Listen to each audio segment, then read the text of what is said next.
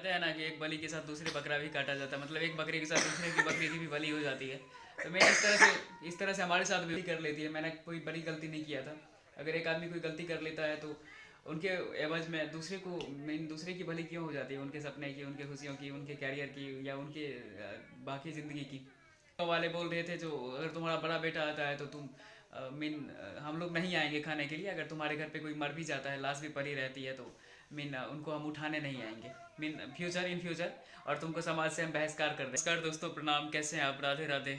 आशा करते हैं आप लोग बहुत ही बढ़िया होंगे। और हम लोग भी बहुत अच्छे हैं। तो कुछ दिन पहले हम एक वीडियो डाले थे जिसमें कि जैसा कि आप जानते हैं कि हम लोग के साथ जो भी परेशानी होती है उनको हम लोग शेयर करते हैं।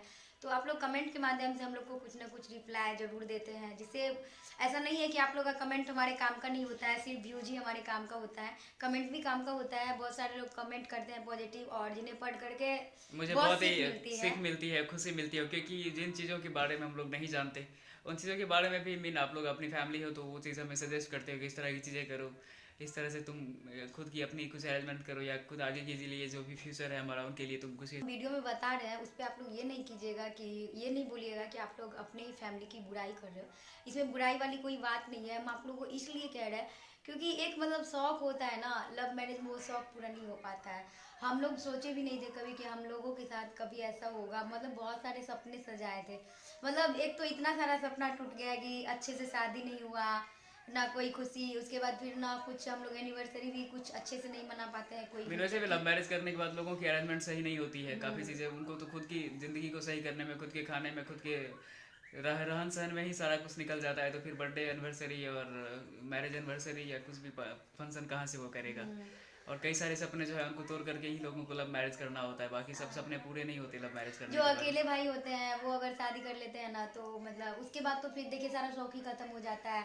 उनके और उनके वाइफ का कि चलो कोई नहीं हुआ। अकेले जो रहता है, बहुत सारे जो भाई में अकेले रहते हैं, सच पूछिए तो आजकल के ज़माने में वो शादी नहीं करते, क्योंकि उन्हें लगता है कि हम भाई में अकेले हैं, शादी कर लेंगे तो फिर मम्मी पापा का सपना पूरा नहीं हो जाएगा, हम लोगों नहीं का हो भी कुछ पाएगा। सपना ऐसा ही था, क्योंकि हमारा जब हम लोग मैंने जब पर्सनली शादी किया था लव मैरिज, उनके बाद हमने सोचा था कि चलो यार हमारे साथ अगर हमारे शादी में अगर हमारी चीज़ें पूरी नहीं हुई, हमारे घर वाले के सपने पूरे नहीं हुए, या हमारी जो भी चीज़ें हैं, क्योंकि हमें हर एक लड़का का, हर एक लड़की का उम्मीद होता है कि उनकी जो शादी हो तो उनकी शादी में खूब खूब मतलब नाचे गाए या बहुत सारी खुशियाँ हो।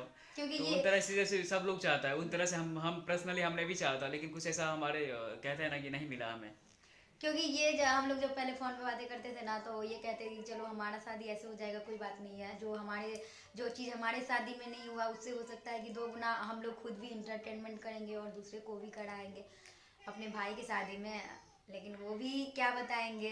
आप लोग को तो वीडियो में बताए थे कि उनका शादी भी हो गया, और हम लोगों को कुछ पता तो चला था, बट हम लोग नहीं गए थे। क्यों नहीं गए थे वो आज सच्चाई आप लोग को बताते हैं। हाँ? पर्सनली मैंने हाँ, ठीक। मैंने उन बातों पे कभी फोकस नहीं किया, खुशी वीडियोस डाल दी थी मुझे। मुख्य तरह पर्सनली लव मैरिज करने के बाद वैसे भी कई सारे सपने छोड़ना ही पड़ता है, और जो लोगों ने किया है लव मैरिज उन लोगों को तो पता ही होगा। बाकी आप लोग, आपके नज़र में भी कई सारे लोग होंगे जो अपने सारे सपने को छोड़ करके सोचते हैं कि हमें दूसरे के मतलब सपने के साथ या दूसरे खुशी के साथ खुद की खुशी साझा कर देंगे, लेकिन ऐसा कुछ होता नहीं है।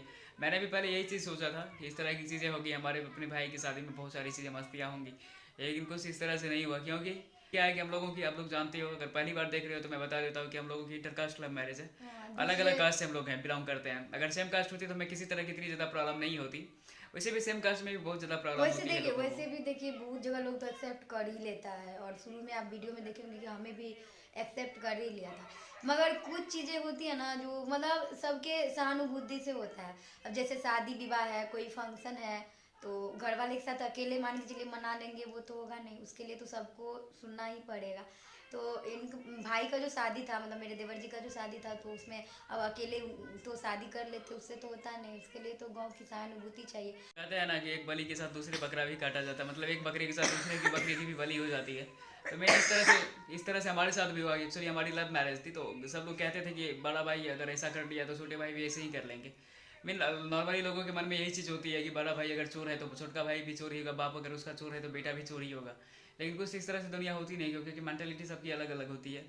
और ऐसा ही हमारे भाई के साथ भी हुआ, क्योंकि ना उनकी अभी कुछ बेहतर कैरियर है उनके पास, और ना ही कोई अच्छा एक अपॉर्चुनिटी है उनके पास। फिर भी लोगों ने मीन हमारे घर वाले भी प्रेशर थे, पापा की भी प्रेशर थी, या समाज की भी बहुत सारे प्रेशर थे कि बड़ा भाई इतना बेटर था, इतना अच्छा था, या उन पर भी इतना ज़्यादा विश्वास था, फिर भी उन्होंने इस तरह की चीज़ें अगर किया तो तुम्हारे पर क्या यकीन करें हम कि तुम इस तरह की चीज़ें नहीं करोगे। तो इस वजह से मैं इस शिकंजे में वो भी फंस गए और उनके बाद उनकी भी शादी हो गई।